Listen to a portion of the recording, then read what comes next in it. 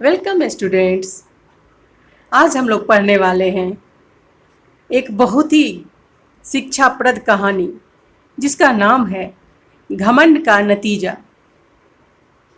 जैसा कि आप जानते हैं, घमंड करना अच्छी बात नहीं होती है। किसी भी इंसान को या जानवर को कभी भी अपने रूप, गुण और योग्यता पर घमंड नहीं होना चाहिए।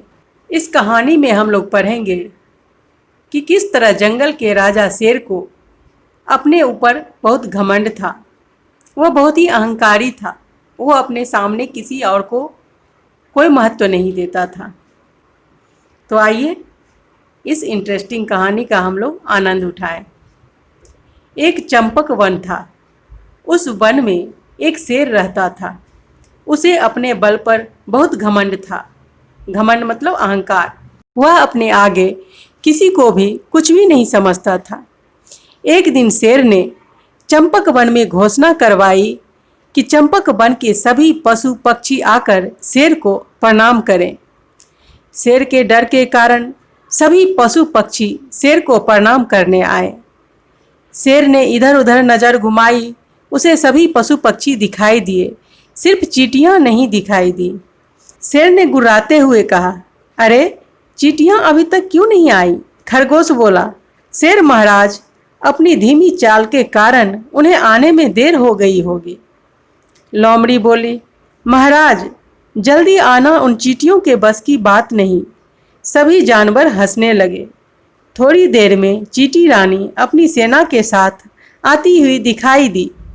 शेर गुस्से में बोला, इतनी देर से आ रही हो, समय से नहीं आ सकती हो?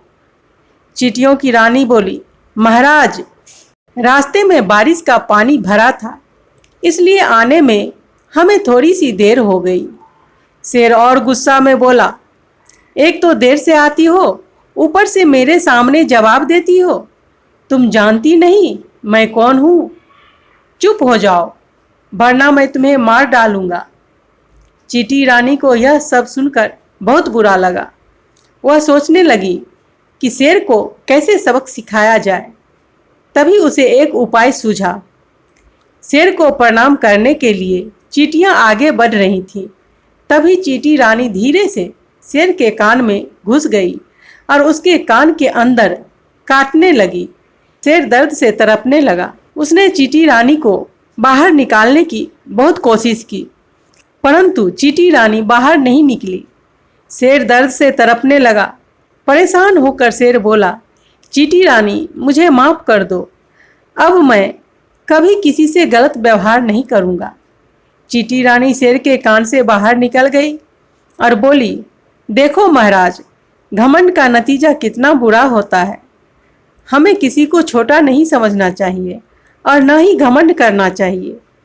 शेर को अब अपनी गलती पर बहुत पछतावा हुआ। सभी पशु पक्षी चींटी रानी की जय जयकार करने लगे। शेर भी अपनी गलती के लिए चींटी रानी से माफ़ी मांगकर गुफा में चला गया। तो देखा बच्चों आपने किस तरह से घमंड का नतीजा बुरा होता है। अगर शेर को अपने ऊपर अहंकार नहीं होता, वो चींटी का अपमान नहीं करता, तो कभी भी चींटी उसको परेशान नहीं करती। तो इस प्रकार से हमें इस कहानी से यह सीख मिलती है कि बल के घमंड में किसी को परेशान नहीं करना चाहिए, कभी किसी को छोटा नहीं समझना चाहिए, उसका अपमान नहीं करना चाहिए। हर जीव में कुछ न कुछ गुण और अवगुण होते हैं। सभी एक समान नहीं होते, लेकिन सबकी अपनी अपनी विशेषताएं होती हैं, खासियत होती है, इसलिए सबका समान महत्व होता है। इसलिए हमेशा हमें सबका समान आदर करना चाहिए, कभी भी किसी को नीचा नहीं दिखाना चाहिए। तो आज का चैप्टर यहीं ख़त्म होता है। आपको यह कहानी कैसी लगी हमें कमेंट करके ज़रूर बताएं। और साथ ही अगर आपने इस कहानी को अच्छी तरह से समझ लिया है तो इन सारे प्रश्नों का उत्तर हमें कमेंट करके ज़रूर बताएं। धन्यवाद।